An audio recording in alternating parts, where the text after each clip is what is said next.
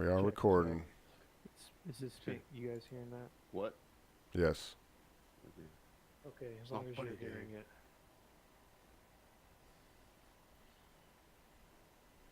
I kind of want to check the volume too on the stream. What's that? Check, check.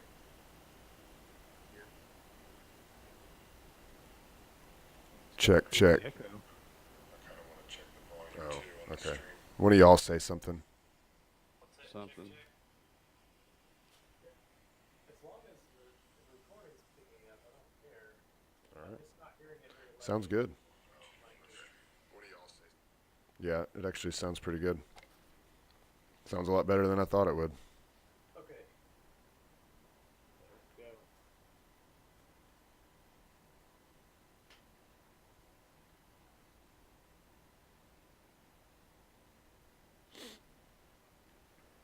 Well, they say that silence is golden, and they also say that patience is a virtue. And Yes. Jesus said, "What? Are you stopping the recording?" I thought we were going. Stop picking up anything. What? Hallelujah. Is it sent? All right, it's good. Is it sent to the Is it doing the thing where you had to have GarageBand open first before we got on the Hangout? Does it just not look like it's recording, but it is? Like it did we thought before. Don't we hope?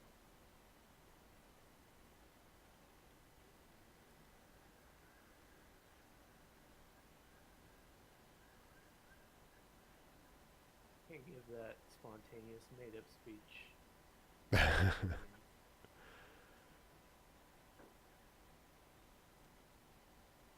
Hello. Hello. Check. Check. And now we listen. 7 years ago, our fathers brought forth on this continent a new nation. That's as far as I can go. Brought forth on this continent a new nation. A new nation. Bound by the pits of fury and flame and fire.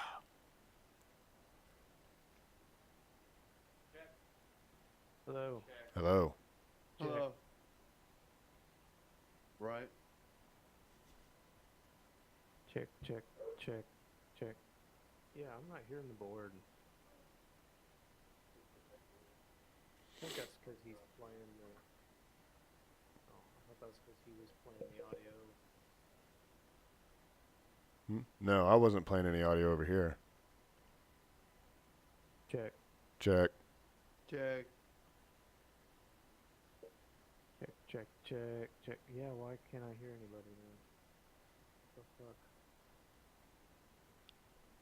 fuck? Well, Steve-O's getting it right. I'm getting it. Let's just do that. Let's just let him take the audio and make the podcast out of that. Do you want to do that? Yeah, we can. Can.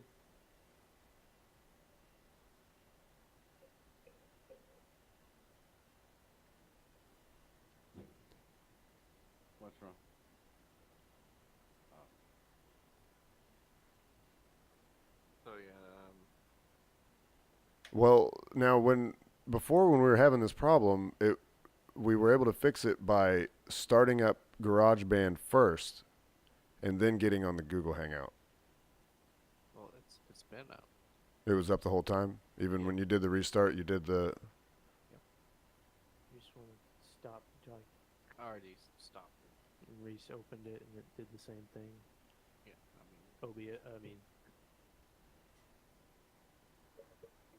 GarageBand? Are we still streaming all Yep. this? We're still. Should we stop? Should we try again? Just send me the video, and I'll cut the audio out of it. You want to start a new video? No. I can trim it. I can People trim it. are in here now. Yeah, if there's people hanging out, let's just roll with it. Yeah. Okay, let me try my speech again. Late start. Late start. They say silence is golden. and that patience is a virtue. Jesus said, them that have ears, let them hear what the Spirit says. Hallelujah. Welcome to Verbal Assault. Okay. My name is Nathan Eckel, and any words of wisdom that I'm thinking of, I'm feeling the opposite. That makes it. That's what I was trying to aim at. Where's Becca? Nice. Becca is not feeling well tonight. Oh, We got boys' night. boys' night. Boy, howdy. Man, we're not gonna have a poem or nothing. No, No, yeah, I don't man, know what it's we're gonna bare do. bones I episode. might have to make up something else again later. People are gonna be very disappointed. Yeah. Steve-O, how's it going? Pretty good, except for the last hour and a half. Yeah, Yeah, yeah. pretty Life. good. The tourists left us. They definitely left, and they took their money with them this week. Oh yeah, stay up on that mic like that. That was Yeah. good. Yeah, you like that right up there? Great. Right up on the mustache. Right up on it. You want me to kiss it? Yeah. Mm. Patrick, So, how's it going? let me tell you about my past few days. Okay.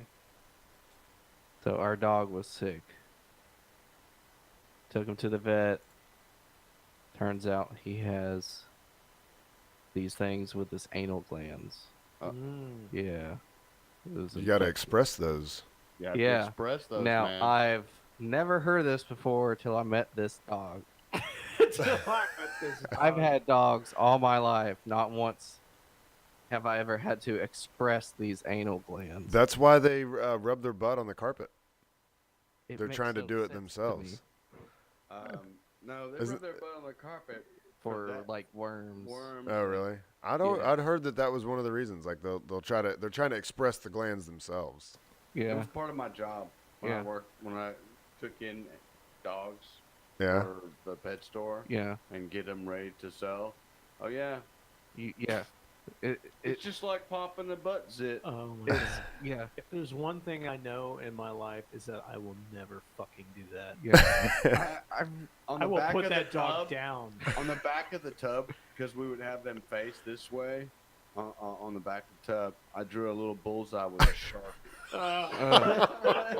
Yeah. So when I would be watching Time to Express, I get that way, and come on now, quit wagging that tail. Oh man, you get those waggers, man. You're way off. Oh yeah. No William Tell for me. So they had to do surgery. They had to lancet. They said it was the biggest they've ever seen.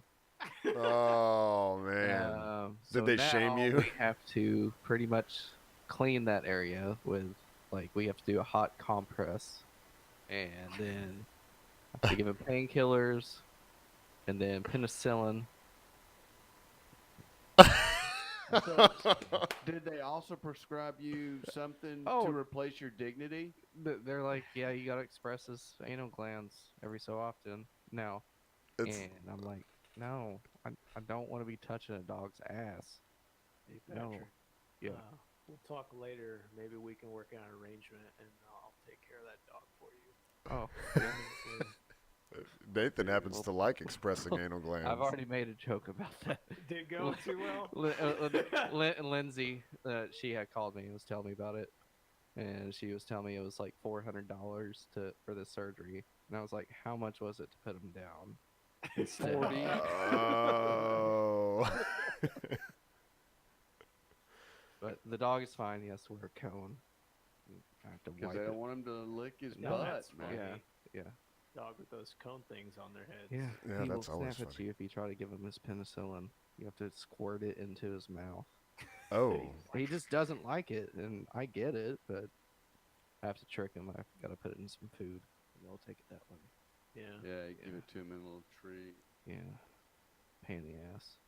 Well, Yeah. for you. Uh-huh. I mean, think of the dog. I mean, Seems fine now. He's getting painkillers. seems, Loving life. do you know really? I mean, are you in tune with the dog's butt? I am. Because I Well, would not the say butt. Maybe he's But taking I'm- the dog painkillers. That's Yeah. cold. No, why would I be taking dog I have painkillers? no idea. You have done some strange things that just I mean, I don't have an explanation. I'm gonna take these dog ibuprofens, I mean- which I'm pretty sure that's what they are. It's probably the same. It's the same ibuprofen that humans take. No, I know. I'm Some just of the- saying it's just ibuprofen. Is Yeah. what I'm saying. I mean, some of the stuff you say gives me gray hair. You don't have that many more to get. I don't. I don't. It's just taking the last of his I color. don't. I know. I noticed them elsewhere though. Dave, Yo, how you doing? I'm doing so good with. I'm telling you, I got my car washed, got my groceries ordered, I got my lawnmower fixed, and I got a little bit of my lawn mowed, and I got some dishes done right before I came here, and I've been working really hard this week on laying off the energy drinks right before bedtime. Sounds good. Sounds good. Some days aren't so successful. It's 420 bitches Still blazing. with 3 minutes to spare. Yeah, we barely made it. I have no idea what you mean, Yeah. Steven. Blazing, man. I'm talking about It's National blazing, bro. Walkout Day, Dave. Blazing, man. I'm actually holding something in my hand that could represent a joint, but I'm still blazing. Blazing. You got to watch live, folks. He is seeing No. you. He's paying Yeah. attention. This show's Guys, in you. I've been very sad this week. Very sad. Why? One of my heroes has died. Oh, wait. Who? Who I'm, of course, talking about is Steve-O has a picture. I'm talking about, of course, Barbara Bush. Of course. The one Bush you really care about. And in honor of her passing, I've worn, if people on the stream can look, I've worn my Aleister Crowley Oh, yeah. They have beef.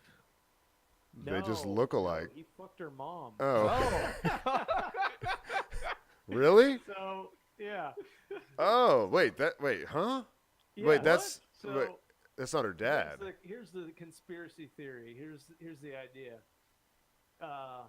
Barbara Bush's mother's name is Pauline Pierce. Pauline Pierce traveled to Paris in the 1920s, which is where Crowley was living. Okay. And if anybody knows Crowley, he liked to fuck a lot.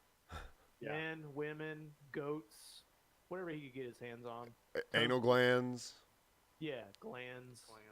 But I guess the rumor is they did know each other and there was a possible relationship. And after Pauline Pierce spent that short time in Paris, she moved back with, I think, was it Herbert Walker Bush? No, Pauline Pierce's husband, whoever that was.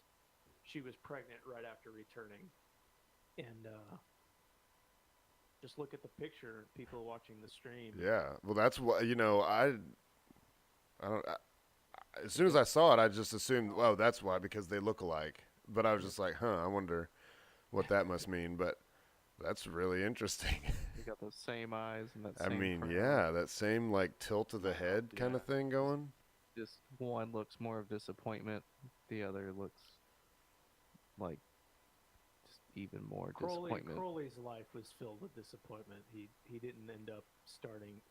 I mean, he started his own religion in a sense. It just never really took off. Yeah. He really, really wanted. He tried His failed desperately religion. his He's- whole life. It's full of fruits and nuts. Yeah. Okay, so What does she have to be disappointed about?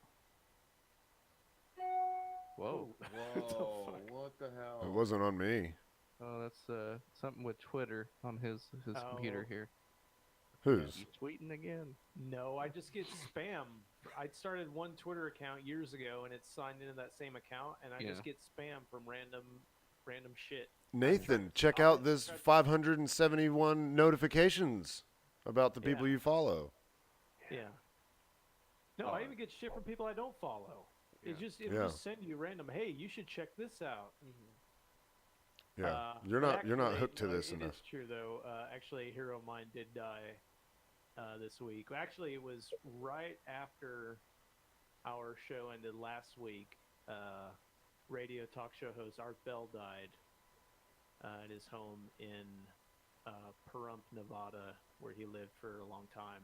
72 years old.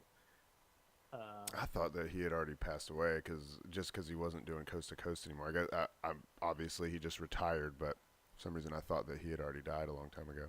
Well, here's the thing. He went away for a while, and he was doing just weekend shows, and then he had a falling out with George Norrie, who's the current host of Coast to Coast, and Yeah. I kind of hate Norrie. I think he sucks. Yeah. And so he was kind of parted from them, and he started an XM show in 2015. And then, well, he started an XM show, and he quit that, and then he started his own thing. And he said that he was getting death threats, and he had his house shot at after he started his show, and so he quit. And he was already not in good health. He was having issues, and he's like a lifelong chain smoker, basically. And I guess they did an examination of him, and it was just COPD, his lungs. But the thing about him, and what I wanted to talk about, people, especially young people now, don't know. Like, we didn't have internet until I was like 17, 18 in my house. Yeah. Like, the only time I had internet was at the library or at school. And you think about it, you now can connect with anybody, anywhere, pretty much any time, unless it's on fucking Google Hangouts and you're trying to stream and record a bunch of shit. Then you'll have issues. Yeah. Only then. People easily. Well, think about, just go back 20, 30 years. Say you're a person living alone, you're in your house, you're just there.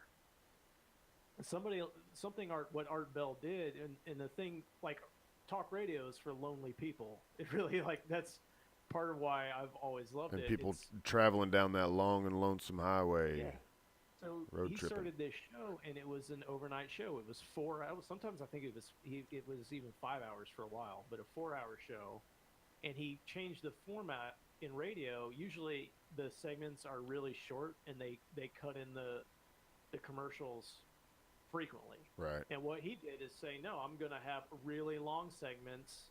I'll have like a 30-minute segment, and then I'll have this really long commercial. Right. And so he could have in-depth conversations. So he was Yeah, it was like the original podcast. yeah, that in a long sense. form. But he was like anybody that has worked the overnight shift, like truckers, newspaper delivery, people working in factories. Yep. Like, they know Coast to Coast, and Art Bell was like, he was like that fucking, he was the lone voice in the night. Yeah.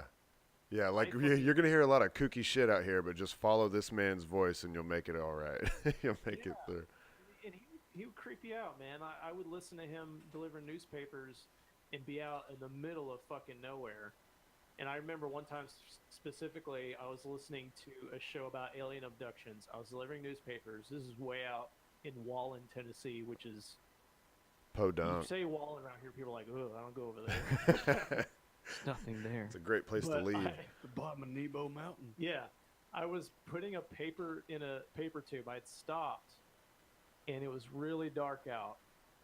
And all of a sudden, this fucking spotlight came down over my car. I remember, and I was listening to a show about alien abductions, and I was like, holy shit. The spotlight. And I'm like, you know, of course I lean out and I see that it was just a street lamp that had turned on. You know, some people get those installed outside their house or whatever, but Yeah. you know, you have that moment of, oh, damn. Got so in tune with the story. Yeah, Yeah. you get into it, man. You listen to a show about shadow people or Bigfoot, and you think you might see something out the corner of your eye. Fuck yeah. Late at night. But it's talk radio. It was, since it was live, and that's what I like about streams now, is it kind of brings that feeling of you're not alone. You're hanging out with people. And Yeah. that's what talk Yeah. radio Like this is happening like. now, at least. Yeah, it's happening right now. And you can think about, well, there's millions of people sitting here alone right now, but they're kind of connected through this show. Yeah. So this is one of the like famous segments of his show. It's about 10 minutes long. It's really fucking awesome. And this is just a random call he got. He would do open lines. He wouldn't even screen them for years. He started to eventually, but for years he didn't screen calls. So you could just call in and you didn't know what you're going to get. All right. So this is something that happened on his show. I didn't hear this live when it happened, but I have heard it replayed live on air later, years later. So let's listen to this, and just imagine. Again, let me tell you, Art, answer the wild card line. My boyfriend is in a small plane north of Las Vegas, Yeah. ready to fly into Area 51. He's been trying to call you by cell phone. And here he is. You're on the air. Hello. Hello there. Is this Art Bell? Yes, sir, it is. Yeah, my name, I won't give you my last name. For Okay, obvious wait a reasons. minute, sir. Hold on. The fax is signed by somebody named who? Jill. Jill. That is correct. So you are the one. That's my girlfriend. Yes, sir. Where are you? Well, I'm up here from Fort Worth in my little airplane. It's a long sea I built myself. It's a Vergru 10 design with the forward canard. I'm not sure if you know the kind. It's an experimental aircraft. No, I'm not. Classified that, but not anymore. No, tell me about it. What kind of airplane is it? Well, it's a long easy. It's got 120 horsepower like homing in it, but we had it bored and stroked and fixed it up a little bit. It usually flies around 140 to 160 indicated airspeed. I'm right now at 7,000 feet. You know where this place called Indian Springs is? Indian Springs, yes. Yeah. Well, I've been flying now for about 49 minutes here between Beatty, is that what you call it, and Indian Springs. And I figure I'd just go on up here and try to get into this Area 51. I'm right south of this Nevada test site, or Nellis Air Force Base. Listen. And I'm right outside this restricted zone. Listen to me. When you fly into that zone, Yeah? they are going to either force you down or shoot you down. Don't you know that? Well, you know, I've been in a lot of Air Force bases, and I've been in the Air Force for many years. I'm an ex-Air Force, but I'm just going to tell you that, you know, as American citizen, we have the right to know what's up there in this Area 51. And I've been listening to you boys talk about this. Hold on here, I'm making a turn. And, just a second here. And I'm going to go on up there and see what's going on. And I just wanted to let you know about that before I do that, don't you know? How long do you estimate it's going to be before you I figure about 12, 14 minutes. I can crank this baby up a little bit here. Let's do that. Let's crank this thing on up. We've got some pretty good mountains here off to my west, don't you know? I'm turning up north right now, and I can see the Air Force base out there in the distance. It's got 3 runways. It looks like they're all lit up, and A-shaped. It's like north-south. Got a lot of desert up here, don't you, boys? a lot of desert? Yes. A lot of desert. You're liable to get yourself killed. I'm sorry, sir, you have to speak so loud. I cranked this engine all the way up here. I said you're liable to get yourself killed. Well, we'll get up there in a few minutes, yeah, and we're just going to see what's going to happen, because this is I've got Red Crosses painted on this baby, and I got hospital on it, see? And maybe they're going to think that I'm on some kind of a mercy flight, and I'm just off course. And I've got the radios cut off, so you can have radio failure, don't you know? And so I'm going to hold this thing steady here, about around 65, 68, 100 feet. Why are you doing this? Why are you I'm doing going to this? get to the bottom of this. I'm American. My family has been American for years, and I want to get down in here and I want to find out what's happening. All right, then why are you doing it at night? Because that's the best way to get in here. But even if you manage to overfly the area, what I'm do in the you... restricted zone. I just entered the restricted zone. I see a bunch of lights out there. Looks like some kind of a searchlight coming on. You're in the restricted zone now? I just crossed that restricted zone. I'm going to drop this baby down. I'm telling you, you're going to get shot down. Hold on here now.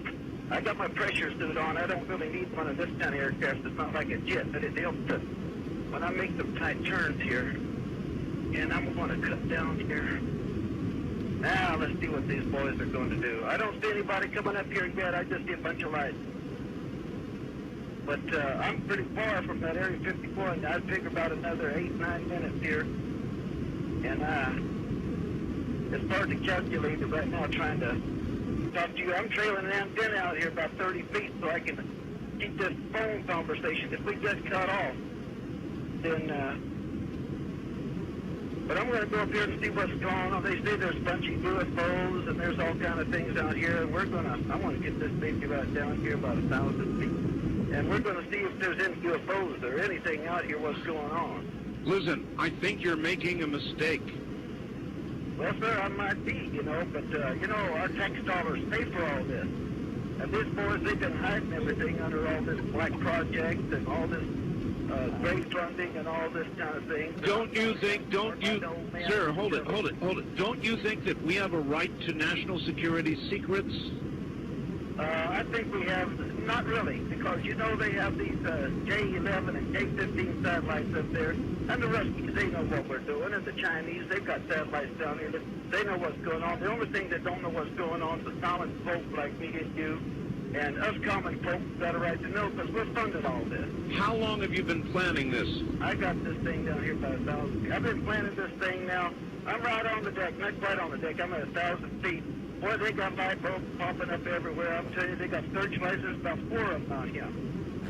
And I've been planning this now for, anywhere from a month to 6 weeks. It took me a while to paint up the plane because I had to use that Imron. The only thing but stick to this gel coat I got on this thing. This thing's built out of Kevlar and carbon fiber. I got it dressed 8G positive, 10G negative. It's overbuilt. I tell you what, I want to get down here and firm like a little frog that's just stepped on by a big dog when I get down here. In a few minutes here, I'll tell you that. Because I'm not going to... Hey, looks like there's a F-16 coming up here. I wouldn't be surprised. You're making a mistake. He's scrambling somebody down there. He's got some afterburners on because I can see him. He's about 5 miles out. That old boy is cranking. Yes, sir. And I see something opening up here on the ground. I'm pretty low now. I'm starting to pick up all kind of buildings down here. I see something here is level with the ground, and they're opening this thing up. There looks like something's coming up out of that. I can't tell you what it is. It must be on some kind of a. Hold on here. I gotta make this turn. All right. I think this old boy's gonna head up here for me.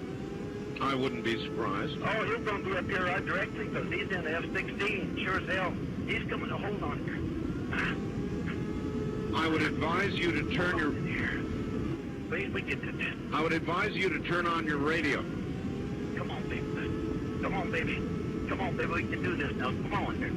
Hold on. This old boy's coming up here. Now, he's got his lights. He's got his lights on and he's flashing me. Yeah, he's probably... All right, I'm waving at him. No radio, no radio. No radio. He don't know that. Well, if I were you, I'd turn it on. Folks are listening to Art Bell because everybody listens to Art Bell. Well, maybe if you're making... I gotta get some air. You're making a bad calculation because if they're not listening, you're going to be shot down. I don't know what he's going to do here. He's rocking his wings at me right now. He's rocking his wings and he's cutting in front of me. And this... Oh, don't cut in front of me now, because if he cuts that close, stay off. Stay off. He gets his vortex from his engine, from Pratt & Whitney engine. We're going to, just like twin tornadoes, if he gets too close, stay off, bro. Hold on there. I'm getting down on the deck. I'm going in. I'm getting down there. He ain't going to get me. I'm that damn veteran. He ain't going to get me there. They didn't get me over there. They're not going to get me over here now. Looks like some kind of rail gun coming up out of that elevator, that flat area over there that the doors opened up. It's got some kind of a weird-looking barrel on it with a light. And, oh, hell, they're doing something. They're shooting at me now. Oh, God. No, baby, I'm going in. I think I'm going in.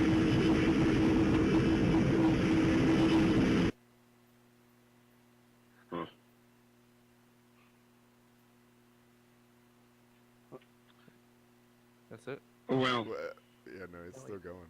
I'm not sure what we just heard.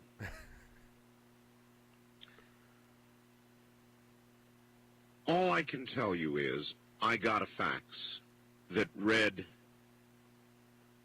Art, answer the wildcard line. My boyfriend is in a small plane north of Las Vegas and ready to fly into Area 51. He's been trying to call you by cell phone. I withheld the signature at the bottom of the fax so I could be sure that if I did get the person, I could verify it. Indeed, it was signed by Jill. That's all I need. That's all I need to know. So It here's was the signed thing. by Jill. Yeah, here's the thing. Now, you have a couple. You have these possibilities. Maybe Art set that whole thing up. Maybe he got this big court with this, or maybe this guy himself had put this thing together and didn't do it for real. And let's say that's what it was. This guy just set this up, this call. The awesome thing about Art is that when the guy called, Art didn't go, yeah, really? I mean, come on, that's just you're not really doing that, are you? That's just stupid. And then Yeah, that's The exactly point what I is- was gonna say. Yeah, it's like I love how Art Bell will roll with it. yes, he knew what made good radio, and that segment was awesome as shit, wasn't it? Yeah, Like, yeah, it was good. Yeah, that's cool. you hear that on the radio late at night live, that sucks you right in. Yeah. And that's what he did with guests. He would have, one of my favorite guests, this guy Malachi Martin, was an exorcist. He would tell stories about exorcisms, and Yeah. he would ask him interesting probing questions, but he didn't be like, yeah, you're kind of full of shit, aren't you, Father? You don't believe all that bullshit, do you? Yeah, that's the thing. So he would have all kinds of guests on. Ed Dames was a government what's the word?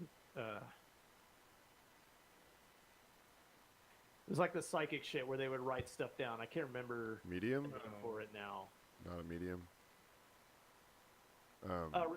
Remote viewer. Ed Oh, Dames was a remote viewer, and he was actually part of that movie Men Who Stare at Goats. He was one of those actual people that was in that program. okay. That was the guy that wrote the book. No, he was one of the people the book was written about. Oh, okay. Yeah. Cool. So you can look up those names, shows he did with people like Jim Mars.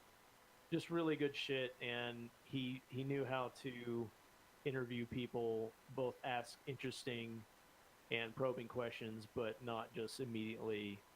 Yeah, he did do it. He would bring in skepticism at times, but it wasn't just shutting people down, because then you don't really have a show. It's kind of more like I'll let you decide Yeah.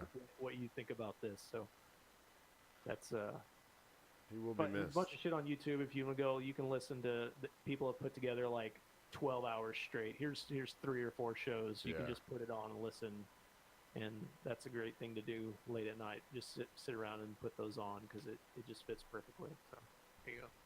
There's my tribute to Art Bell. Yes. Oh shit. Well, do you guys want to talk about? Do you trust this computer? Yeah. I did not watch it. I don't have time. I just remembered this video that I saw, and I want to see if I can quickly pull it up. Yep, there she blows. All right, let's There's a see. lot of attention around Sinclair Broadcasting and its conservative local news. Without checking Okay, the sharing of I'm gonna share this video. Are you on cable? I'm trying to find the beginning of it, because this apparently was like a recording of a newscast talking about this. So Taste of what these promos look like. here we go. the sharing of biased and false news has become all too common on social media.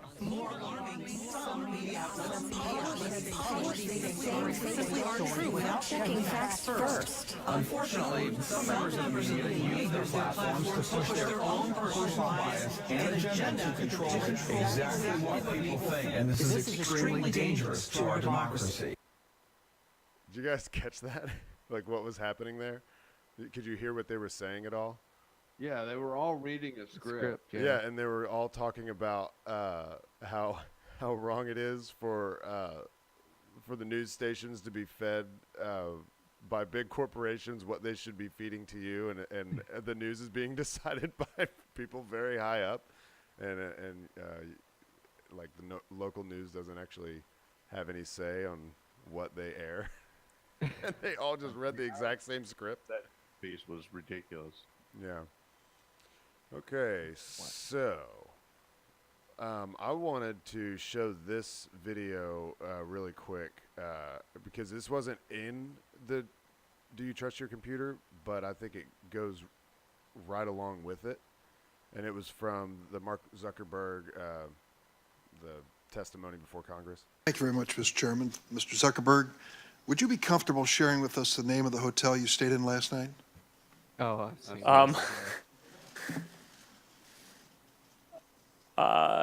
No. If you've messaged anybody this week, would you share with us the names of the people you've messaged? Senator, no, I would probably not choose to do that publicly here. I think that may be what this is all about. Your right to privacy, the limits of your right to privacy, and how much you give away in modern America in the name of, quote, connecting people around the world. Question basically of what information Facebook's collecting, who they're sending it to, and whether they ever asked me in advance my permission to do that. Is that a fair thing for a user of Facebook to expect? Yes, Senator. I think everyone should have control over how their information is used. And as we've talked about in some of the other questions, I think that is laid out in some of the documents. But more importantly, you want to give people control in the product itself. So the most important way that this happens across our services is that every day people come to our services to choose to share photos or send messages. All right, so Zuckerberg has just put that guy on his robot kill list. yes. Seen memes where they like transformed him into Data from Star Trek. yeah. So that was rather timely with this documentary coming out. I thought, because it's all about the AI, and apparently Facebook has built their AI to maximize the interaction that people have with the service by any means necessary. Like, it's not instructed to do it a certain way, but through trial and error, it's able to figure out how to do it. Like by posting recognizing what people read and then sharing on their news feed things that go along with that. Because, I mean, we remember 5 years ago, 7 years ago, whenever it was, that people started noticing that their news feed wasn't just the most recent shit from the people that they're friends with, right? It was like, it almost seemed handpicked, you know. And nowadays you see things from like 3 or 4 days ago, and it does. Sometimes you see a theme, like it seems like it's starting to learn your interest and show you the things that you would be more likely to click on. And it's still stuff that may be liked and shared or commented on by people you know, but it's figured out how to use those things and keep you engaged. And the fear is not that you're going to waste more time on Facebook, but that there's going to be this computer system that knows exactly how to feed you everything that you already believe, and maybe a little more that you have maybe never thought about, but now you believe some other wacky shit, and you're not being exposed to different ideas because this is your one avenue. And to be fair, the people that spend all that time on Facebook probably in their minds feel like they're getting a healthy dose of news and information, current events every day, and may even feel like it's unbiased. But well, it's I mean, there's another. I mean, I've coined. I like to think of it as it's recommender brainwashing. Yeah. I mean, you're watching the same things. The recommenders are going to provide you with the near same things. And so you find yourself in a mind-numbing, I believe everything should be a vitamin loop. You know, like if you watch vitamin videos, eventually those vitamin videos are going to morph into natural remedies, which will then go to the more holistic approach, and it would just homeopathy. That's all you would see over and over again, and it may even throw anti-vaxxer shit in there too, all at the once. Mm-hmm. Well, everybody's already heard all my shit about Facebook, and I guess we're talking about that movie, that the Facebook, that those that AI that is generating that stuff. To me, the fear that they go into that movie is that what's the next step in that, and how is it going to transform perhaps into a true artificial intelligence, and then the ramifications of that, right? Right. Because once it gets there, it's like there's no limit to it. It's like it can exponentially improve itself, and once it can do that, it's like suddenly you've got a super intelligent God that can possibly start building physical components of itself if you have automated factories. Oh, yeah, yeah. That's the Matrix thing, right? You know, Right, that's the yeah, absolutely. idea, but I thought it was interesting when they were talking about Google being like one of the best examples of AI right now, because it can, like, you just type in just a couple words and just like really just indicator words. Like you start out with the word what? Well, that's not that. All that indicates is that you're about to ask a question. But then, you know, like one or two words later, it can finish that sentence and be completely random. Well, it does an interesting thing now I've noticed in the last, I don't know, year or two, where if you do one search about something, but then you completely change your wording as if you're going to do a search related, it starts to fill in and with your previous search. Like it's auto correcting toward your previous search, assuming that you are still searching about that, and often it's right. Yeah. You're trying to, you're trying to say fix a computer issue. Like I got this pen tablet, I'm trying to get to work. Right. And I'm having driver issues, and it starts to know that that's what I'm asking about. And so now anytime I start to type something, it's auto suggesting toward that specific problem.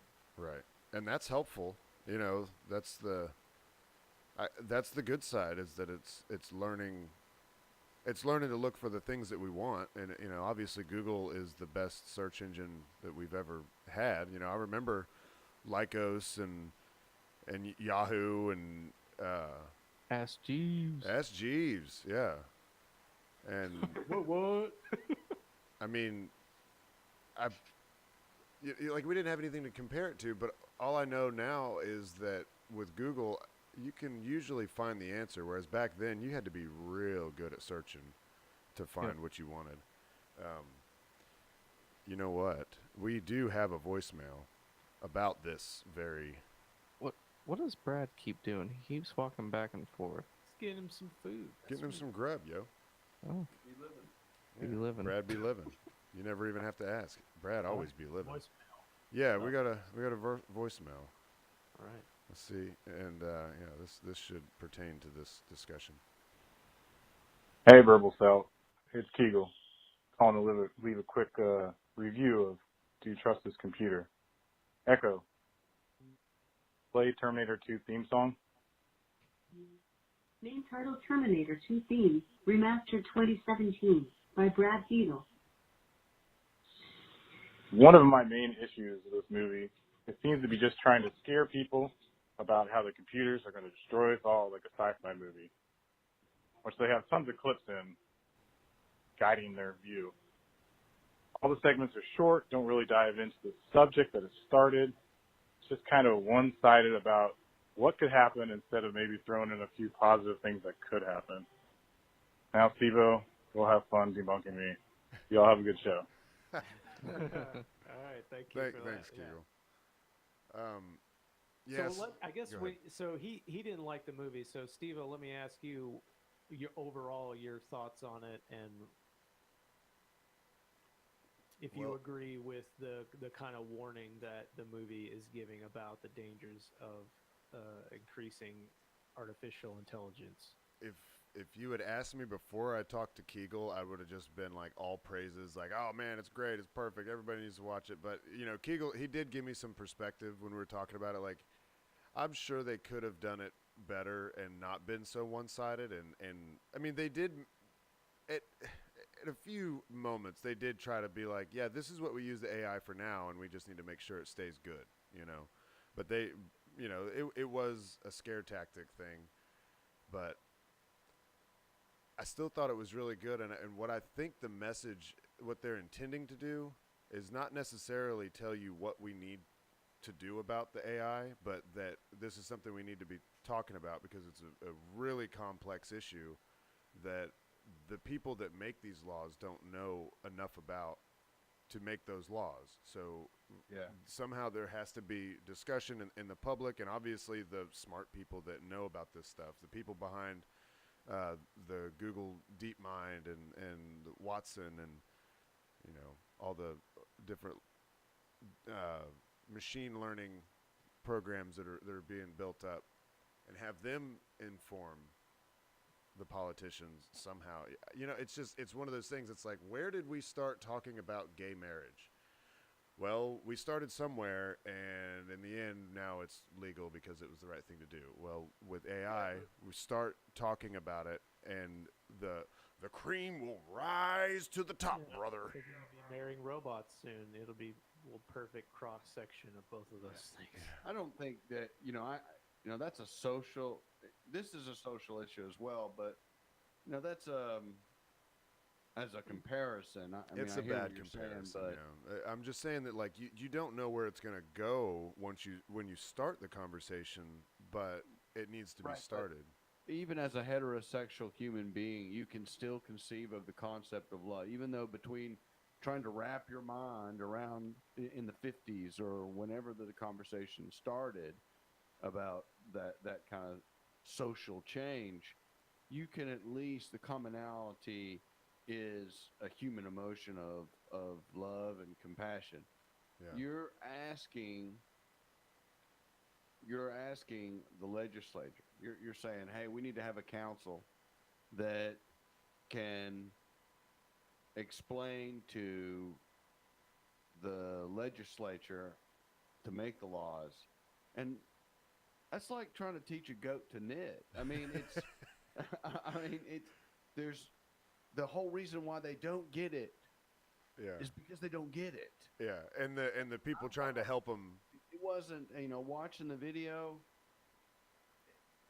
I understand it because I have a small grasp, and my dad watched the video and he gets it because he has a small grasp, and it's over the change in time. And I don't think we're brilliant people, but I think your dad might be brilliant. I don't know, but I look at I look at some your dad some might be average person that I think Strom Thurmond, and you're trying to get Elon Musk trying to explain to Strom Thurmond why this is important that it needs to, and Strom's just going to listen to the lobbyist that's giving him the biggest check. I mean, that's all I'm saying. I think the movie made a good point. I think it was right at the beginning where somebody was saying that science fiction has desensitized people to this possibility. Yeah, I heard that. Which was a point I had not thought of, because I kind of, for me, I always thought the opposite. Like, I read science fiction as the really good science fiction as, well, here's a possibility, maybe bad or good. And there is definitely a lot of movies and books that are pointing toward AI and robotics as this is something to be fearful of, or at least be cautious of. Right. But the idea that, and it makes sense, you think about, like, the common person, they just think, I just want, everything just keeps getting better. Everything is going to get faster. I'm going to have a better phone, a better TV, a better computer, a better car, and that's awesome, and we really like that.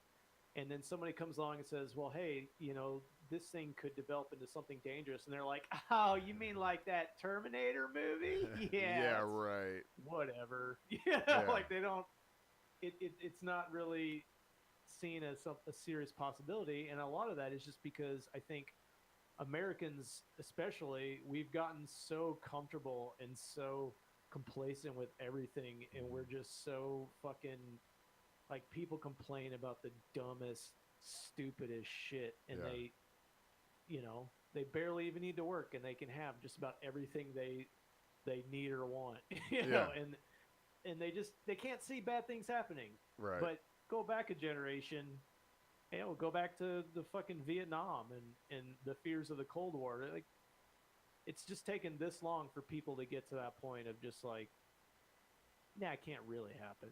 Nothing like. Of course, Sometimes it's the same people that scream that, Obama's going to come take my guns. They probably, they know that that's, I don't know. Yeah. Obama really didn't want to take their guns. No, of course not. I don't know. I think there's a lot of, I'll feel angry about this if it's something that doesn't really affect me, and I won't give a shit about something I know nothing about. How about you speaking of that mic a little more? Yeah, I'm trying to form thoughts, so I'm having a hard time.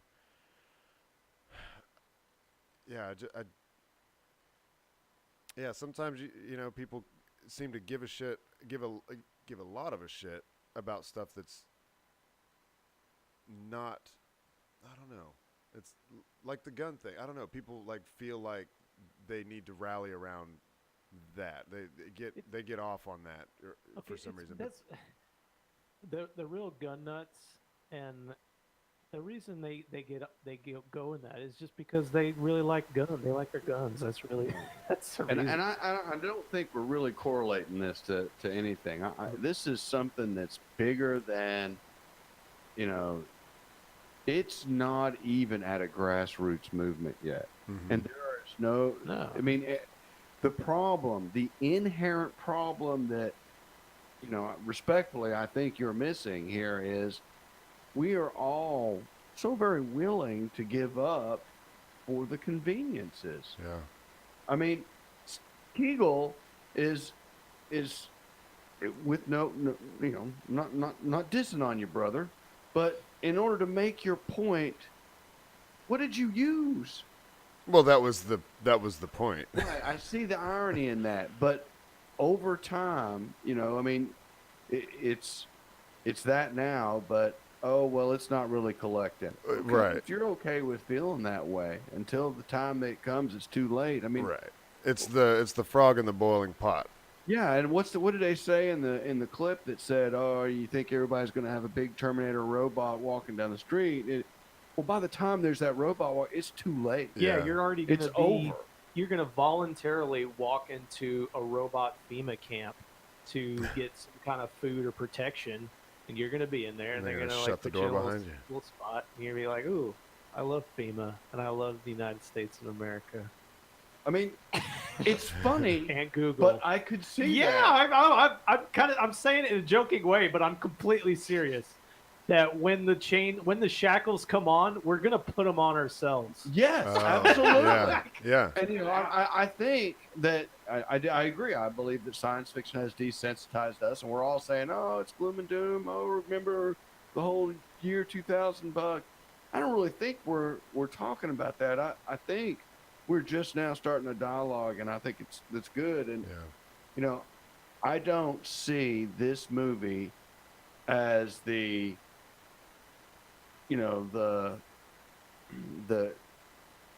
technology version of It's an Inconvenient Truth.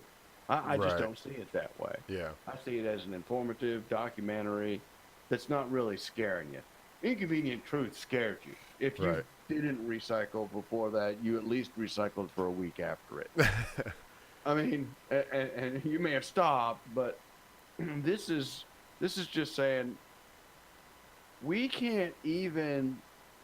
So much of the population is so removed by age alone from this issue.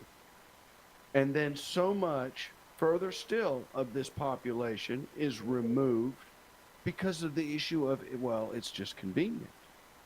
So you've only got a very tiny portion that says we need to think about this. And it's like 30% versus 70, and that 70 doesn't even agree on why they don't care. I think the reason it's not, that movie isn't quite as scary yet is because we're still before these things. These things still haven't happened yet, and you only have people saying this could happen. Yeah, it's all potential.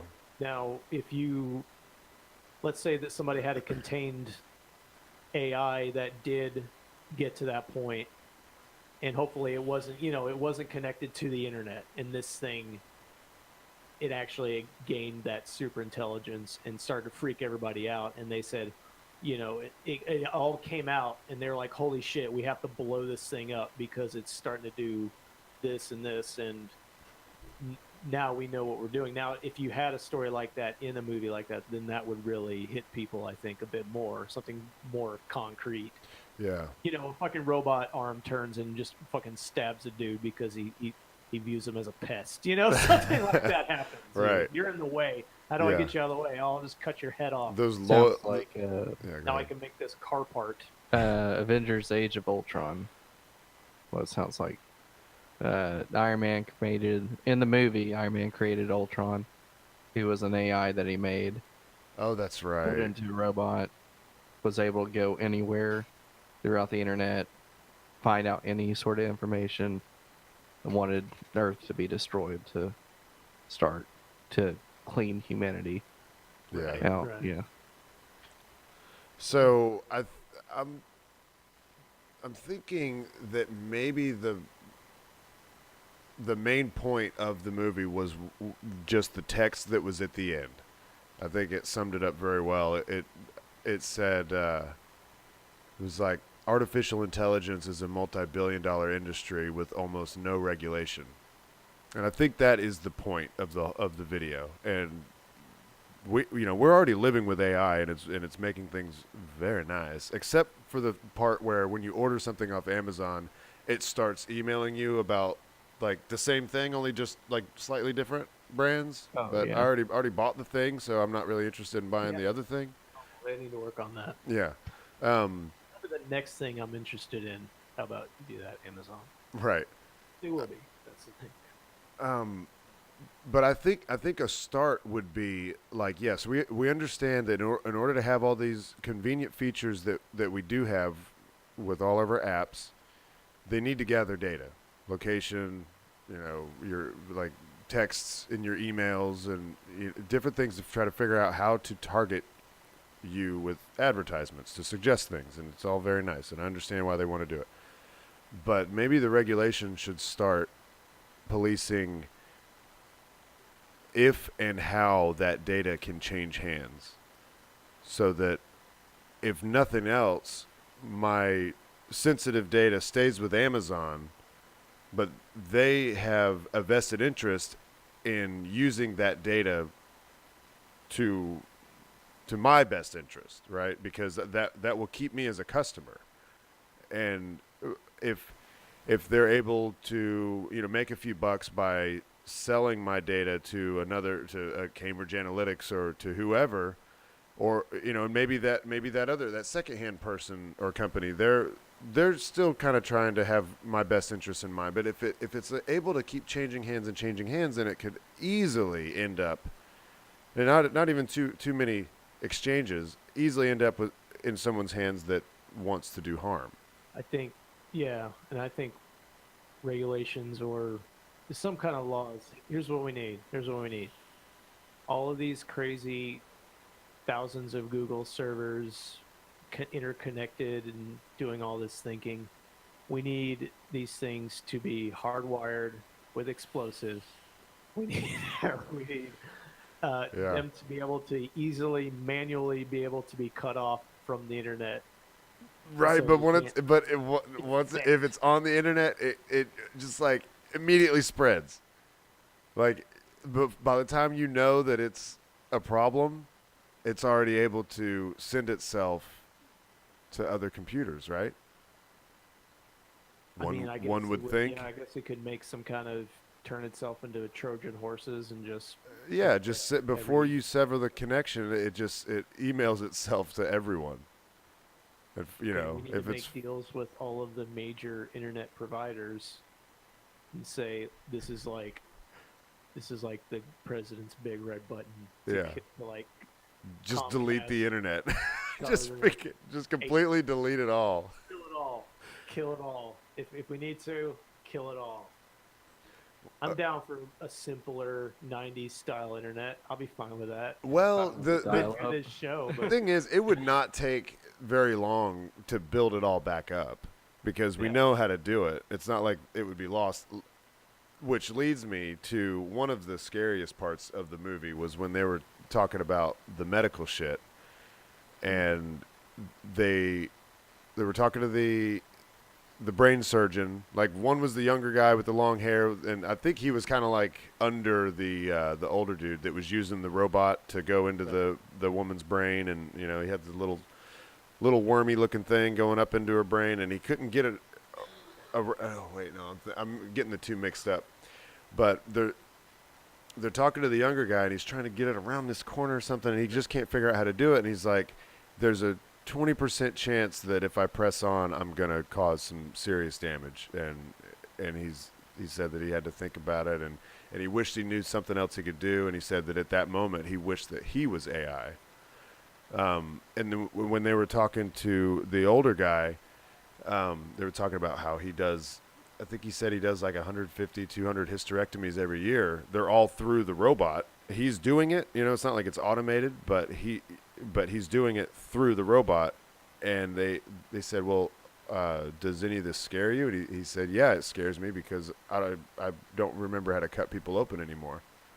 Because now all they have to do is do a very small incision, put these little robot hands down in there, and do it that way.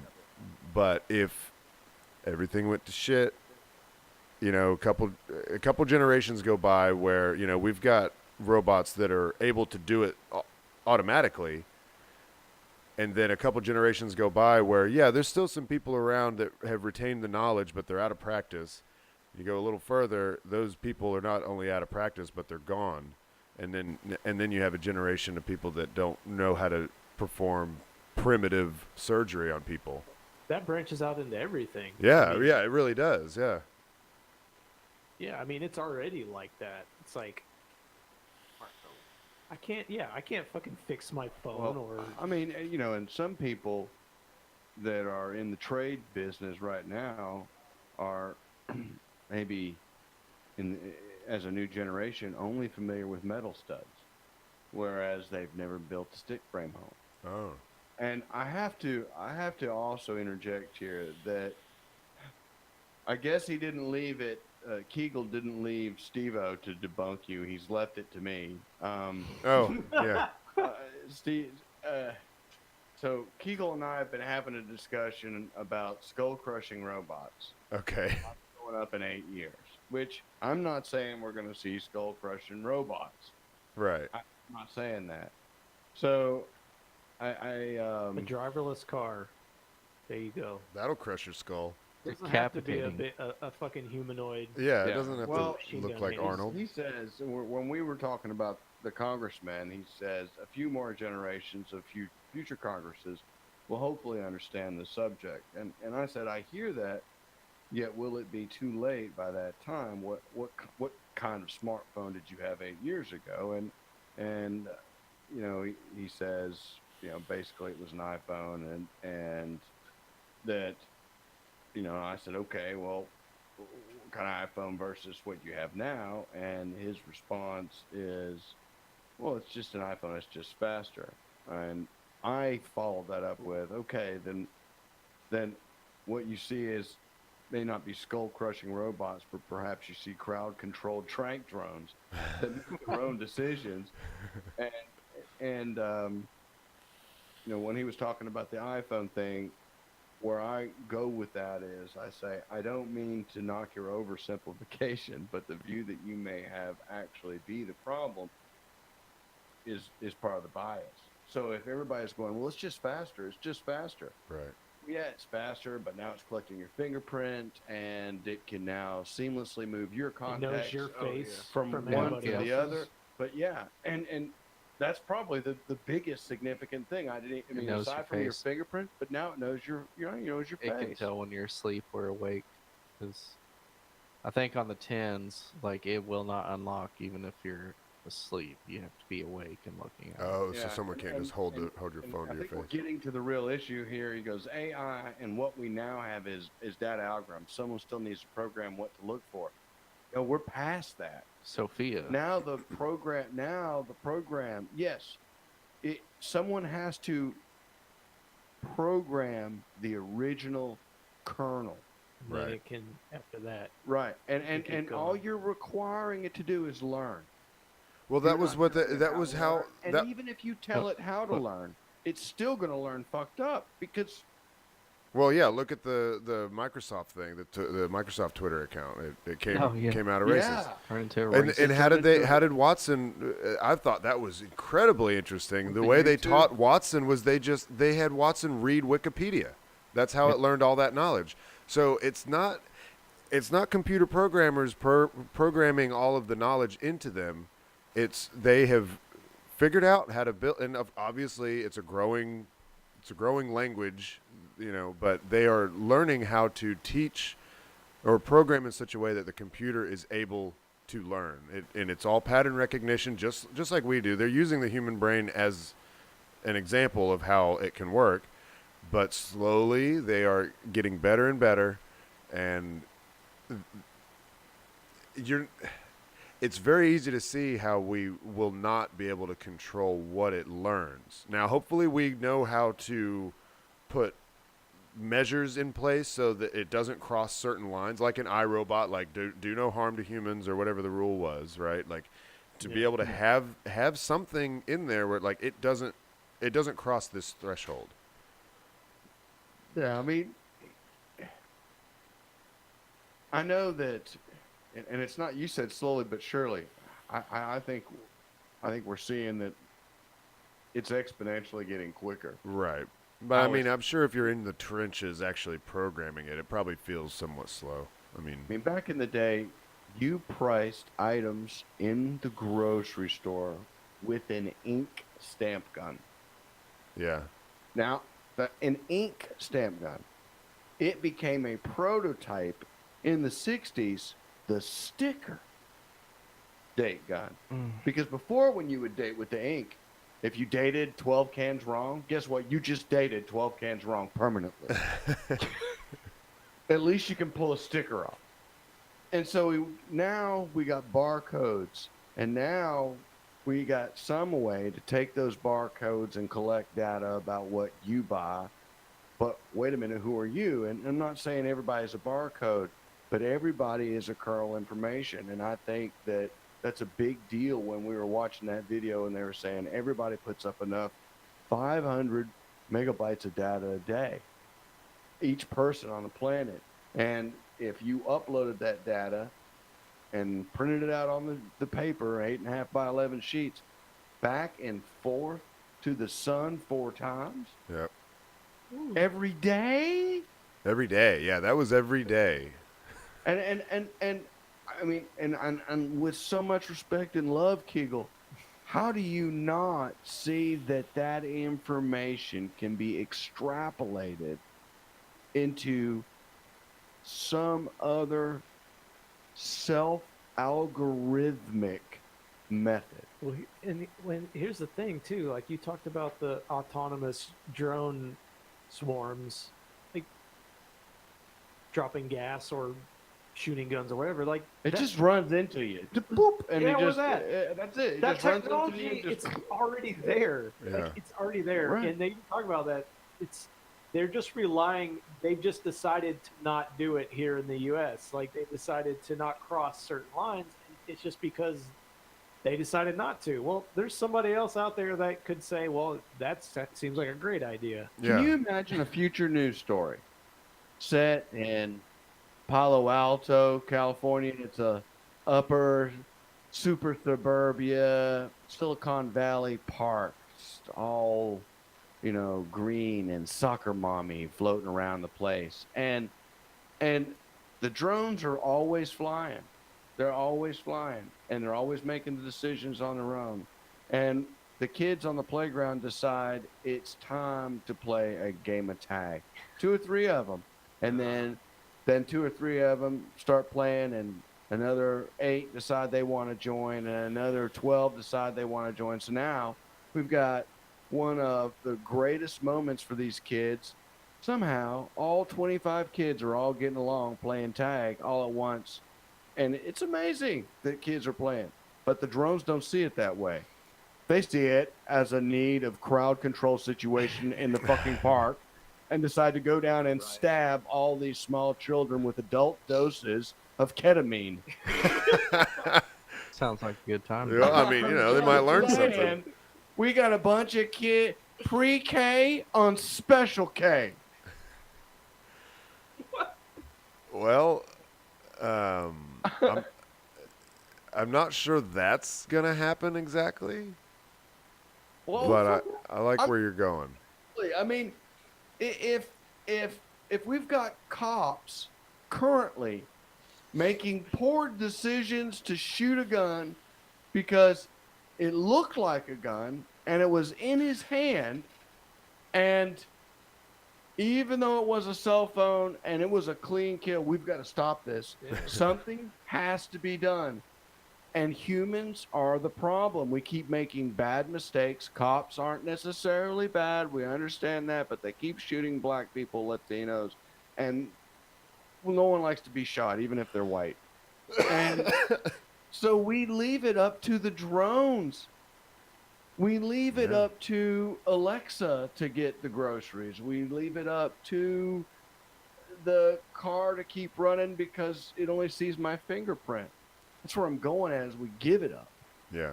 Like Nathan said, we're gonna lock ourselves up and do it ourselves. So that's where I'm going at with that is, don't you see that logical conclusion why we need trank drones? Because, well, it's safer than cops carrying guns making poor judgment calls. Yeah. It's the same as like trank drone. It's the same as like we're going to do self-driving cars because it's going to save lives, and so we're going to do self-piloting police drones to do the policing because we don't want humans to make mistakes. All right. Maybe we'll come back to this subject at a later time, but I think we're going to wrap that up. Okay. Dave, did you have anything you wanted to a quick rant, or are we just going to shut it down? Well, you got something. A quick rant. Let's see. What do you got? Let me go through. You got notes and everything? You got rant it's notes? very quick. It's only half a page, it looks like. Well, I brought the first list. Bullet list. This one was the shorter of the two and easiest to read. All right, so okay, we're gonna try to wrap two together here. It's like a big circle. You guys, when you go get gas, I don't always pay with my card. I'll pay in the store. I don't want to take the chance of getting, scammed at the pump with the swiper. Yeah, So I've just started go tugging on ahead them. and develop a firm relationship with my local convenience store guy, and I go up and pump my gas and whatnot. And I have seen a trend I don't like to see. I'm not overly environmental. I don't collect paper and take them down to thingy places, but it pisses me off when I go to pump my gas and I've got to take your goddamn receipt tape out and throw it away. No, I don't have to do that. Just like the other 4 goddamn people that used that pump before you that didn't print theirs either. It's like we are investing the time and opportunity to create something to decorate the tree with. I specifically went in because this kept happening. I kept seeing on windy days all these receipt tapes at my local Shell station flopping in the wind with freeness all around the damn lot. So I go in and I say to my local convenience store, Sam, tell me that you have set these things to auto print. No, I'd never do that. So people are pressing yes. I love Sam. I love Sam. No, he is not. I don't know, but He's just been calling him Sam. It's not even his real name. No, that is his name. He makes it a point to know all his customers' names. My name is Pete. Oh, he made you a name? I know this. Yes. This guy is awesome. What's your name? And he said no. Why would I do that? So people, let me get this fucking straight. You are pumping your gas. It asks you if you want a receipt. You physically push that motherfucking button, yes. Then you get back in your car, and you give 2 fingers to the general direction of the Amazon rainforest, and you hit the fucking road. They decided wanted to wait that extra 3 seconds. Dave, And the guy after him did it, and the guy after him did it, because the tape is 3 feet long. They got tired of waiting. Dave loves his trees, people. He loves them. I don't particularly love the trees. He loves them. I'm just You saying. just find it annoying. I cannot believe. I mean, it's okay. Maybe it's not equivalent to just putting the seat down so that you can piss on it. But It's pretty close. oh, that's kind of where I'm going at with this. Would you like a receipt? Not really. I mean, that's what they're doing. I think it's the equivalent of the customer that you're, hey, do you want a copy of your receipt? And they're like, oh yeah, and they immediately grab it and crumple it. Yep. And so the people at the gas pump, something says, do you want a receipt? And they're like, yeah, I'm going to need that for, balancing my checkbook. So they hit yes, and then they don't actually want it. In some pumps, they do ask you before you pump. I don't know about this particular one, but some will ask before you pump, and then you hit yes, and then you go. You still didn't actually want the receipt, but you thought. You're just agreeing to things you're not reading. Yeah. But yeah. am I a crazy person? Is this a legitimate rant? Yes. I challenge you all to look. Yes, when I you am. go pump. I am on board.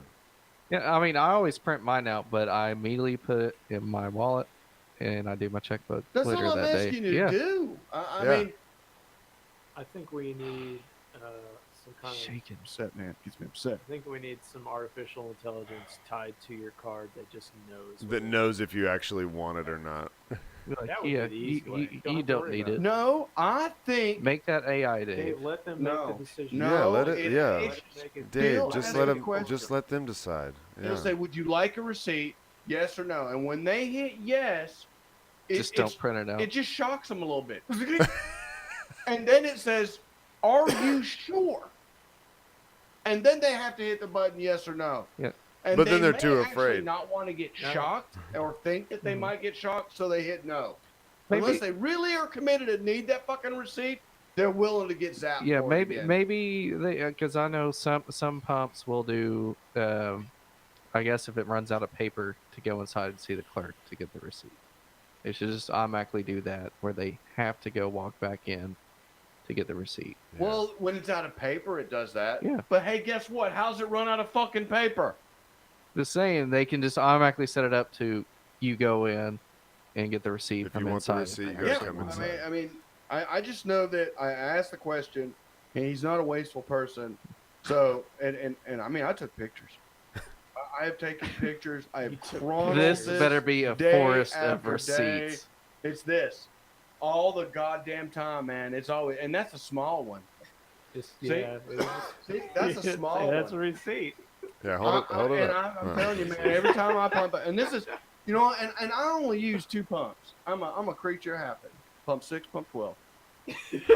All right, people. I'm a creature of habit. That way they have the clearest vision to me from the cash register. So when I hit, yeah, I'm paying inside, they can go, yo, I got you, and they do it right away. But I'm seeing it on all the pumps, man. Flopping in the wind. You park so they can see you, so they look out the window and they just see your arms going up, and you go. They have seen, Sam has seen me jerk the paper off, and I said, and he goes, I have seen you out. Yeah, I've seen you do that. Yeah, I know. You've seen me do it. Because I'll be pumping my gas. I'm going for a fill up, and I'll get on to another rant some other time about leave it better than you found it. Oh. But I'll fill my, I'll go around to all them goddamn pumps like a crazy man while my car is filling up. Will you really? Yes. That is Oh, crazy. And I do bless it with, your heart. I do it with flair and drama. That's the truth. I would laugh my ass off if I saw anybody I'm doing a Yes. crazy man the older I get, man. You are Fucking crazy, man. These receipts. Don't get me started about not putting up your hoses at the air and vac machine. That's another day. Another day. You are quickly becoming crotchety. It is. It's pretty crotchety. Crotchety Dave. Yeah. It's a justified reason. I Don't agree. tell me I'm crazy. All right. Well, okay, this is the end of the show. Becca's not here to do a poem. I'm gonna do a quick.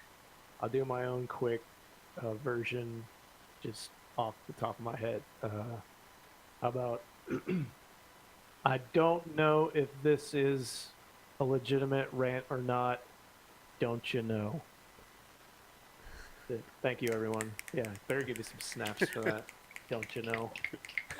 Don't you know? Thank you. Wait a minute. I got to thank Haywood Banks, so we got to tell people, hey. We got a new Patreon order. Yes, we do. Hey, all right. Yeah, Joseph. Joseph, awesome. Thank you, Joseph. Thank you very much. And if you're watching the stream, you can see all this stuff right here, but we do have all our links right here. Call us up, leave us a voicemail. You don't have to do the 90-second limit on the speak pipe no more. Just call a regular old phone number, 865-316-6955. And if you were if you were watching the stream the last few times, you may notice that the number changed because I had a 4 where it should have been a 1. So, yeah. Somehow I think when I spoke it, I still said the right one because I actually have it written down here. There's some like old lady in Maryville that's getting these. I know. Jerry's calling this lady ranting about gun control or some shit. Somebody calling about the ice wall. Talking about jerking off to the ice wall. Talking about sounding. What? What do you mean sounding? It's fine. All right. Yeah. Thank you, everyone. Great podcast. Thanks. Deuces. Deuces. Wow. And he's going back and forth there.